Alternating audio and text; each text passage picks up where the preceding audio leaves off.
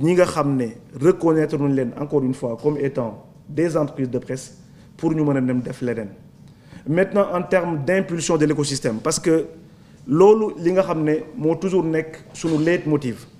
mooy ñu am un secteur de la presse assaini mooy ñu am un secteur de la presse boo xam ne développé mooy ñu am un secteur de la presse boo xam ne de la même manière que ça se fait dans les autres pays ñu am des gens qui vivent de leur métier des gens avec un métier respectable ñu mën a aussi leur donner la possibilité l'État du Sénégal mën leen accompagner ba lépp lu ñu mën a am en termes de financement lépp ñu mën a am en termes de suivi lépp ñu mën a am en termes d'encadrement ñu mën ko am pour mën a def encore une fois leur métier de la manière la plus convenable possible. Sur les réformes d'abord dans le cadre juridique comme ni ngeen ko xamee j'ai reçu les conclusions des assises de la presse bi nga xam ne secteur média bi ñoom ñoo dajal woon pour def ko nous allons voir dans les semaines et mois à venir avec l'installation de l'Assemblée nationale nan la ñuy def ba nga xam ne lépp réforme juridique wala muy loi boo xam ne dafa nekkoon à gestation wala loi boo xam ne dafa ñu ko war a passer à l'Assemblée nationale le plus rapidement possible que ñu mën a am des dispositions pour le mettre en place de la manière la plus rapide possible. Réviser aussi le code de la publicité yàgg na ñëw parce que jàpp nañ ne mënatuñu nekk aussi dans un cadre où la publicité en tout cas est au bénéfice c'est à la tête du client c'est-à-dire que kii neex na ma xaaral ma jox ko publicité kii dafay bind ci man lu baax xaaral ma jox et cetera. Il faut qu'on puisse avoir au-delà de la publicité de manière générale ñu mën a am aussi des conventions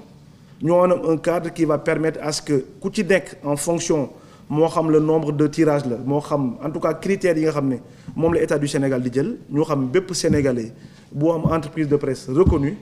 que tu puisses bénéficier au même titre que ñi nga xam ne dañ leen reconnaître au niveau de l'État. Il y a la réforme aussi du CNRA parce que gis nañ ne CNRA aujourd'hui nous sommes pas mal interpellés là-dessus parce que CNRA aujourd'hui li nga xam ne moom lay réguler mooy les médias audiovisuels et bu ñu waxee médias audiovisuels mooy la radio et la télé. Donc aujourd'hui xam nañ ne avec l'avènement des nouvelles technologies de l'information et de la communication on reçoit plus même d'infos ou de pubs sur les médias sociaux que sur les radios classiques. Donc ça aussi, il y a des réformes à apporter assez rapidement pour que l'État du Sénégal, à travers ses démembrements, surtout le CNRA, nous menons un cadre réglementaire qui va permettre à ce que képp koo xam ne da ngay distiller en tout cas des messages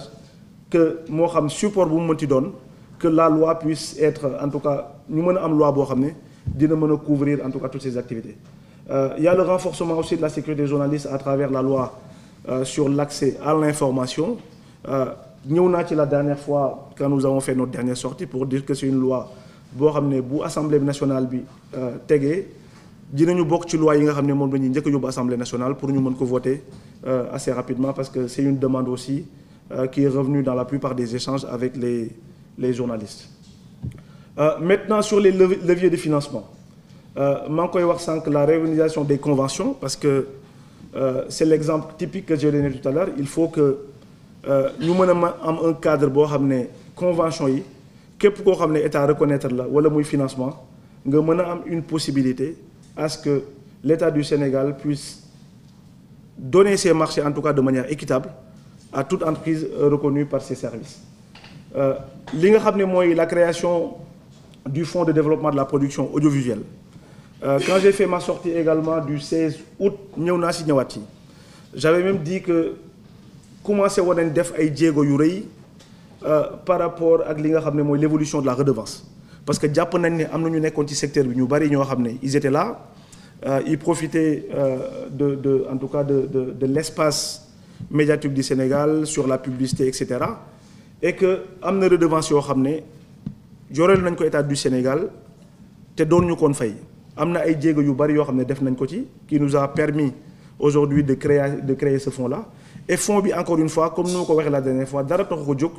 pour soxali secteur presse bi parce que ñëw naa fi la dernière fois wax ne je ne comprendrai pas que ñu toog fii pour 1,9 milliard bi nga xam ne mooy le montant qui est alloué pour le fonds de développement de la presse man jàpp naa ne fonds bu ndaw la boo xam ne mënul permettre à ce que le secteur, un secteur aussi névralgique, un secteur aussi stratégique que la presse, nous avons 1,9 milliard pour le développement de ces projets. De ce fait, ce fonds-là, aujourd'hui, à l'espace de 3 mois, depuis qu'on est arrivé, nous avons négocié avec les services des finances et des redevances qui sont recouvrées. Et ce n'est que le début. Aujourd'hui, ce fonds-là, on peut même l'annoncer. Aujourd'hui, pour les 4 milliards qui ont été recouvrés il y a 3 mois, les 2 milliards seront aujourd'hui alloués à ce fonds. C'est-à-dire que nous doit recommencer et que ce fonds-là, aujourd'hui, que 2 milliards nous donnons les 1,9 milliard qui est l'État du Sénégal donne sur le fonds d'appui de la presse. Aujourd'hui, nous avons 4 milliards. Et encore une fois, ce n'est que le début. Je pars du principe que si on arrive, nous faisons en sorte que le secteur, nous pouvons restructurer, nous savons le marché, les organes qui sont l'État, nous pouvons reconnaître. Nous avons la possibilité ensemble dem xool encore une fois lépp bi nga xam ne niche am na ko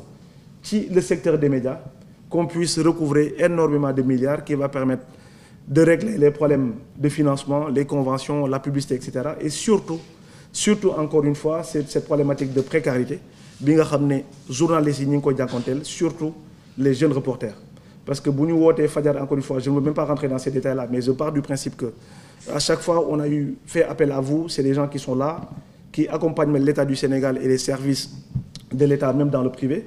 Il est tout à fait normal, comme ça se fait dans les pays, en tout cas développés, que le journaliste sénégalais puisse vivre de son art, puisse vivre de son métier. C'est pour ça que nous avons mis en place, insisté pour que ces ressources-là puissent être reversées dans le secteur. Mais encore une fois, avant de nous voir lolo, il faut nous d'accord sur un principe. Principe du moi, il faut que nous sachions kan moy def lan, ça c'est hyper important. Lolo mo waral ce processus là, nous expliquer de manière en tout cas pédagogique, enfin en tout cas j'espère qu'on a été assez pédagogique pour que ñi nga xamné ñom mom mo ñuy déglu ñu mëna comprendre fu ñu juggé ak fi ñu jëm ak lan motax ñu def ko. Parce que nous partons du principe que dès lors que les acteurs même du secteur se plaignent en disant que bari na ñoo xamné ñi ngi def liggéey bi té waruñu ko def, bari na ñoo xamné ñi ngi dans le secteur té waruñu ko def. Nous aussi, encore une fois, il est de la responsabilité, encore une fois, de l'État du Sénégal, nous réorganiser ce secteur-là avec l'application stricte de la loi, qui est le code de la presse. Nous inventons des règles pour Google qui nous avons appliqué strictement le code de la presse. Encore une fois, une loi ça a été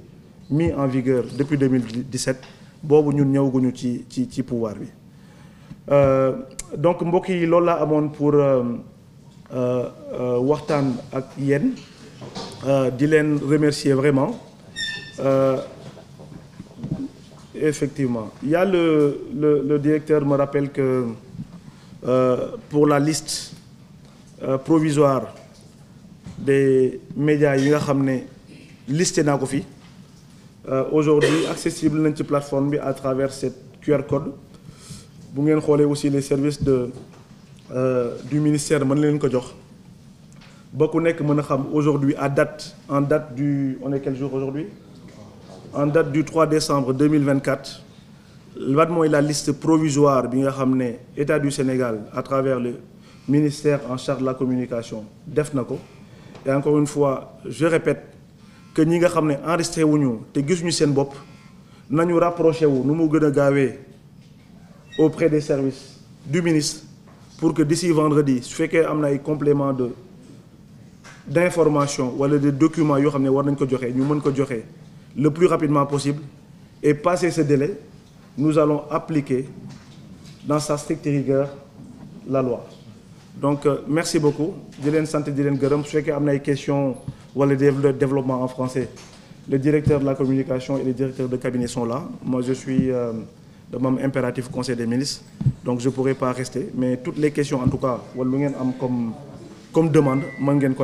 merci beaucoup. Assalamu alaikum wa rahmatullah. C'est bon.